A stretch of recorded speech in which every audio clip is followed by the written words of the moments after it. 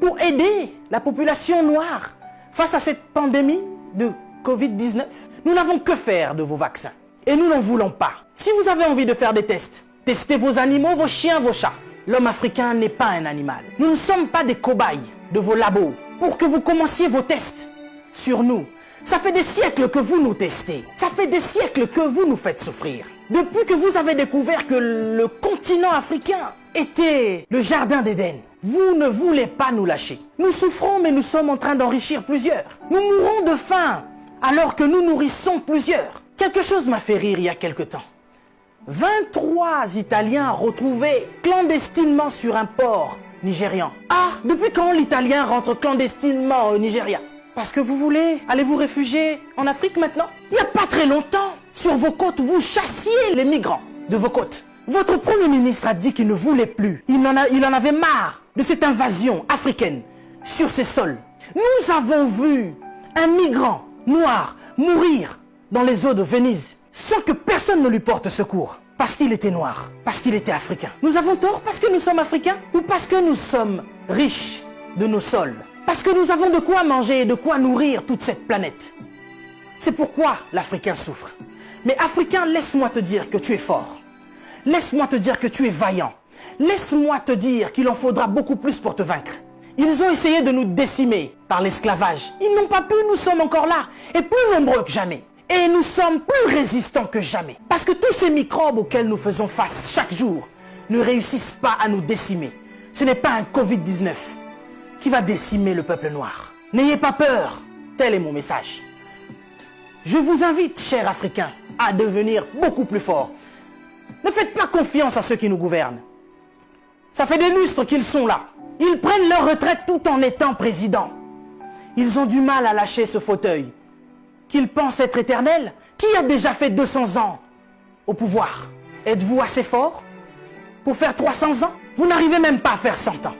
Mais vous êtes tellement médiocre, ignoble. J'ai suivi plusieurs de nos présidents africains qui ont copié le discours du président Macron. Bande de marionnettes, bande de gigolos. Vous n'êtes même pas capable d'écrire vos propres discours, au point où vous devez copier sur ce que Macron dit. Lui-même, il est en train de mentir à la population française.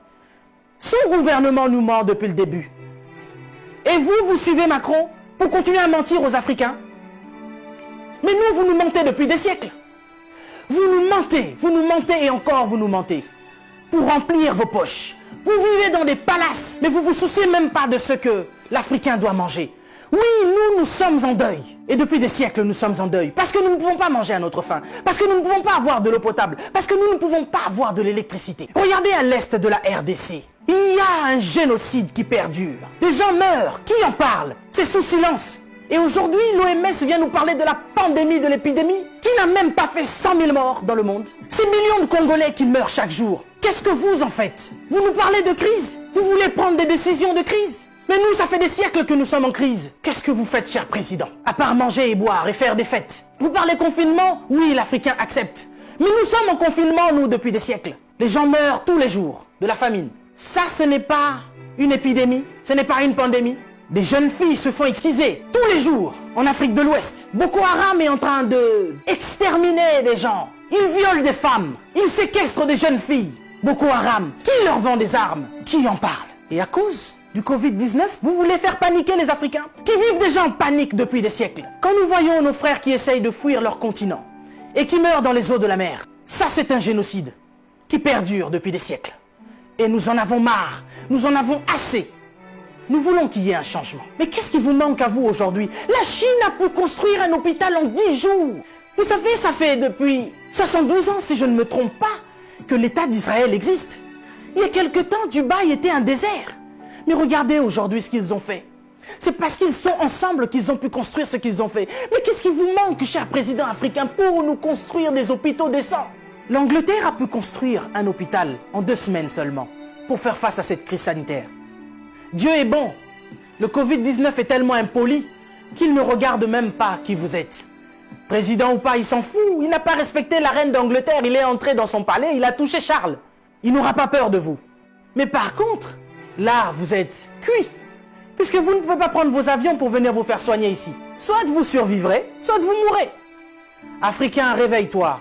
Africain, lève-toi. Si Martin Luther King est mort, si Rosa Parks est mort, si Malcolm X est mort, si Mandela est mort, si Winnie Mandela est mort, nous sommes là pour porter encore plus haut l'étendard de l'Afrique. Et continuer à dire que tant que nous aurons le souffle de vie, nous allons continuer nos revendications. Si cette épidémie ne vous réajuste pas, ne vous enseigne pas, pire va encore arriver. Vous passerez, l'Afrique sera encore là, et l'Africain aussi. Cessez votre méchanceté, cher président. Donnez-nous de l'eau, donnez-nous de l'électricité, construisez des hôpitaux, arrêtez de faire mourir l'Africain par la faim, parce que nous, c'est pas le Covid-19 qui nous tue. Nous mourrons déjà de la famine. Pendant que vous avez fait des provisions pour vos maisons, ce petit Africain, il va manger quoi, lui? Cette épidémie passera. Nous sortirons de là, certainement.